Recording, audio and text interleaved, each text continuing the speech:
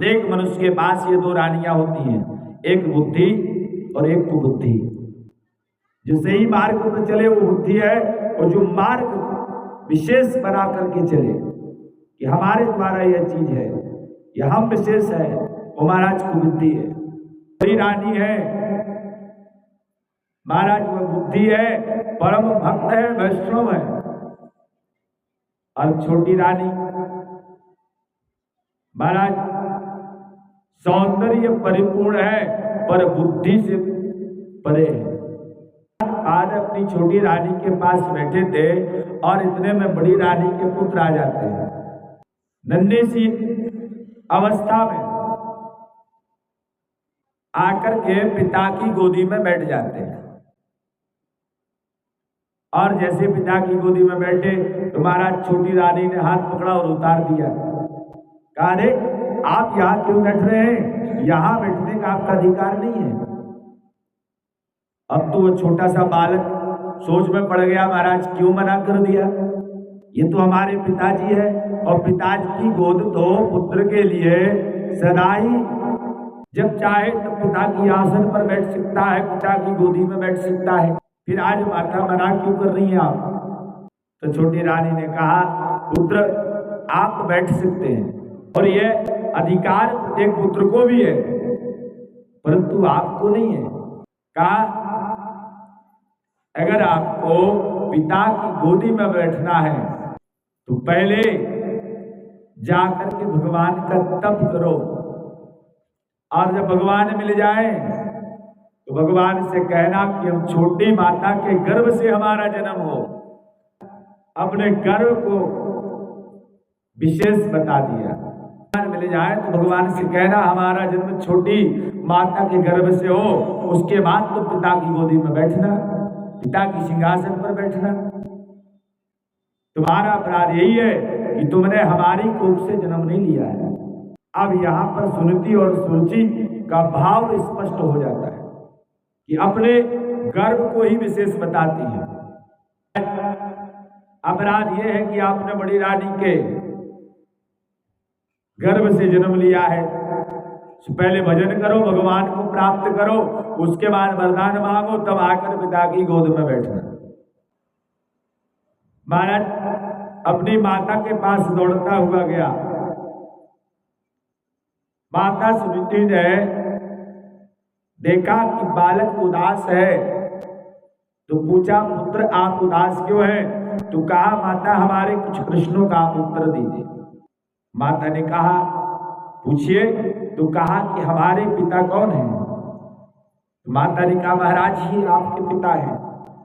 तो कहा, फिर आप इस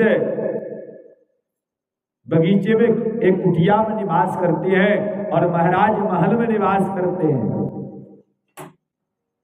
तो माता ने कहा कि महाराज छोटी महारानी के साथ महल में निवास करते हैं, और हम यहाँ पर ठाकुर जी और तुम्हारे साथ निवास करते हैं। कहा, हमारे ठाकुर जी को यहाँ पुष्प वाटिका में अच्छा लगता है, तो हम यहाँ कन्हैया की सेवा करते हैं और यहीं पर रहते हैं। माता ने कहा कि बात क्या है पुत्र, क्यों आपने यह प्रश्न किया? तो कहा, क्या हम पिता की गोद में नहीं बैठ सकते? माता ने कहा, क्यों नहीं बैठ सकते? तो कहा कि छोटी माता ने कहा है कि पहले जाओ तप करो, भगवान मिल जाए तो भगवान से वरदान मांगना, और फिर उनके गर्भ से जन्म हो तब बैठना। माता ने कहा, यह तो बड़ी उत्तम बात तुम्हारी छोटी माता ने कही है। अब विचार करिए, एक बुद्धि है और दूसरी कुबुद्धि है। बड़ी रानी ने यह नहीं कहा कि आपकी माता ने गलत कहा, उन्होंने कहा छोटी माँ ने जो कहा है वो परम सत्य है।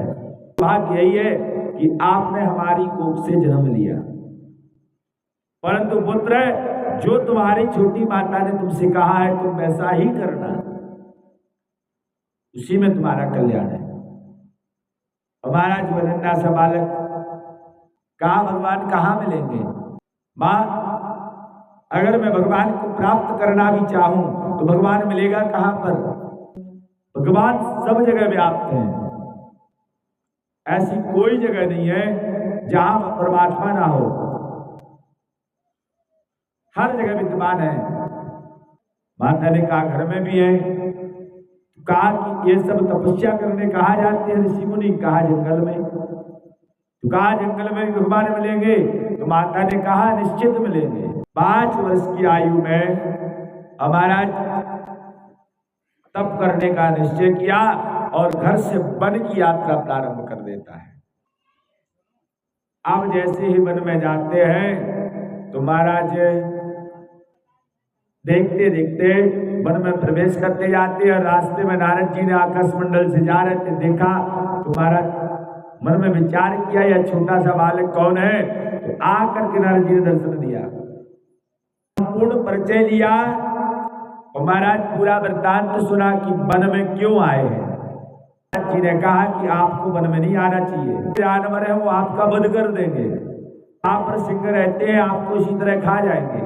और घर पे जब आते तो आपको भूख लगती, माता जी भोजन देती है, सेवा करते हैं। यहाँ कोई भोजन देने वाला भी नहीं है, सेवा करने वाला भी नहीं। ध्रुव महाराज ने कहा, 5 वर्ष के बालक ने कहा, बाबा जी आप तो बस इतना बताओ कि भगवान मिलेंगे कि नहीं मिलेंगे।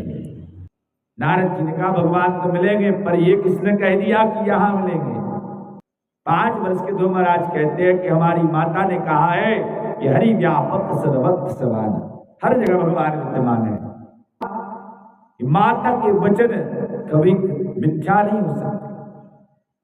और इस संसार में कोई भी महतारी है वह अपने पुत्र का कल्याण ही चाहती है। पुत्र भले माता पिता को कष्ट दे, पर महाराज उस कष्ट में भी वह माता पिता संतान के कल्याण चाहे। तो कहा कैसे बुलाओगे? अब ध्रुव जी महाराज 5 वर्ष की आयु है, अब तो सोच में पड़ गए। महाराज ये तो हमने पूछा ही नहीं कि भगवान को बुलाना कैसे है। माता ने कहा कि मिलेंगे तो हम वन में चले आए। हाँ बाबा जी आप ही बता दीजिए। नारद जी ने कहा हम बता तो देंगे, पर आपको हमारा चेला बनना पड़ेगा। अब यहाँ पर नारद जी ने परीक्षा लेना प्रारंभ किया ध्रुव जी की।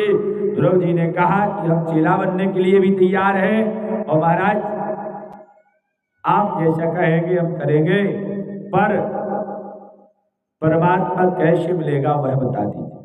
तो महाराज नारद जी ने संपूर्ण विधान बताया। भगवान तुमको मिल जाएंगे।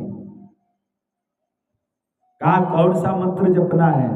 तो 12 अक्षर मंत्र नारद जी ने ध्रुव को दिया। ओम नमो भगवते वासुदेवाय नमः। यह मंत्र प्रत्येक व्यक्ति को कम से कम 21 बार तो दिन में एक बार बोलना चाहिए। किसी भी प्रकार का संकट नहीं आएगा, परेशानी नहीं आएगी। ध्रुव जी महाराज ने इस मंत्र का गुरु दीक्षा ली और उसके बाद नारद जी को प्रणाम किया। नारद जी चले गए और ध्रुव महाराज ने तप करना प्रारंभ कर दिया।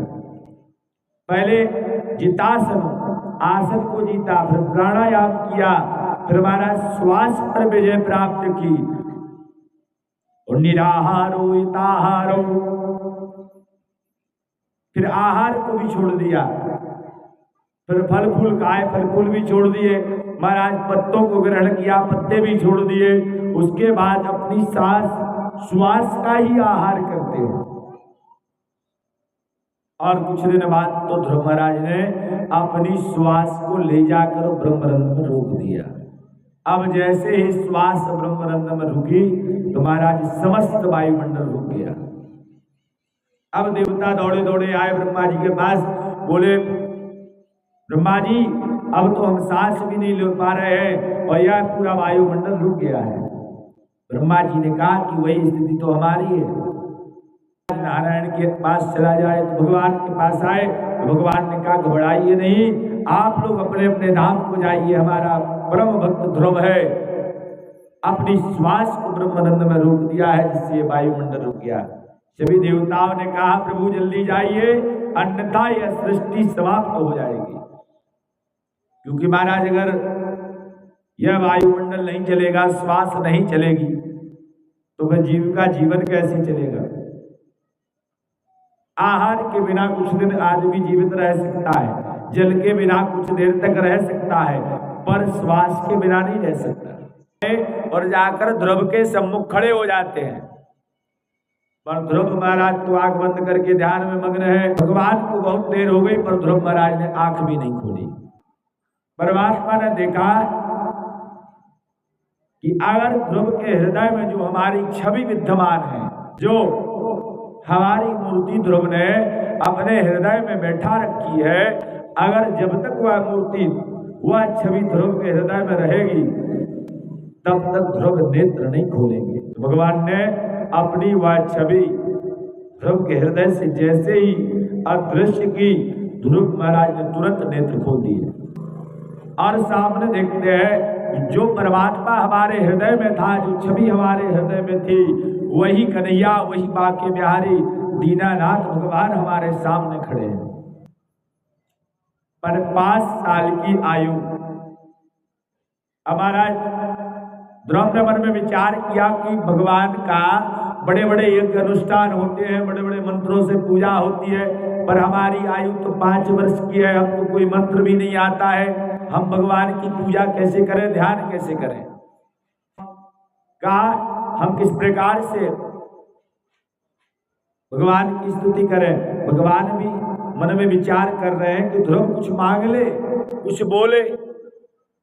आप ध्रुव कुछ बोलेंगे तो हम ध्रुव को कुछ दे दें। इसलिए कहा जाता है कि भगवान के पास अगर जाए तो मांगना नहीं चाहिए, क्योंकि मांगने से आप एक वस्तु को मांगते हैं। भगवान ने आपके लिए क्या सोच के रखा है, कहीं ऐसा हो जाए कि महाराज आप बहुत कुछ प्राप्त करने वाले थे और थोड़ा सा लेकर के परमात्मा के यहाँ से चले आए। अब ध्रुव, भगवान समझ गए कि ध्रुव मन ही मन संकोच कर रहे। भगवान ने अपना शंख लिया और ध्रुव के कान को स्पर्श कराया, जैसे शंख का स्पर्श। और संसार के परिपालक दीननाथ सब कुछ आप ही हैं, और जितना प्रपंच चल रहा है, जितनी सृष्टि चल रही है, यह सब परमात्मा आपके द्वारा चल रही है। महाराज आपको प्रणाम करता हूं। अब भगवान ने ध्रुव का प्रणाम स्वीकार किया। बड़े सुंदर शब्दों में ध्रुव ने भगवान की स्तुति की। भगवान ने कहा कि ध्रुव तुम्हारी तपस्या से हम प्रसन्न हैं, जो भी इच्छा हो वरदान मांग लो। अब ध्रुव ने कहा कि अब कुछ नहीं मांगना, क्योंकि महाराज जब आप मिल गए तो अब मांगना क्या। अरे मांगा तो वो जाता है महाराज जिसकी आवश्यकता हो, और जब परमात्मा सामने प्रकट हो गया है तो अब किसी चीज की आवश्यकता है ही नहीं। हमारे मन में कुछ अभिलाषा ही नहीं बची है कि हम कुछ मांगे। भगवान बार बार कहते हैं कि कुछ मांग लो ध्रुव, आज मैं आया हूं, जो मांगोगे दे दूंगा, पर बार बार मैं आऊंगा नहीं।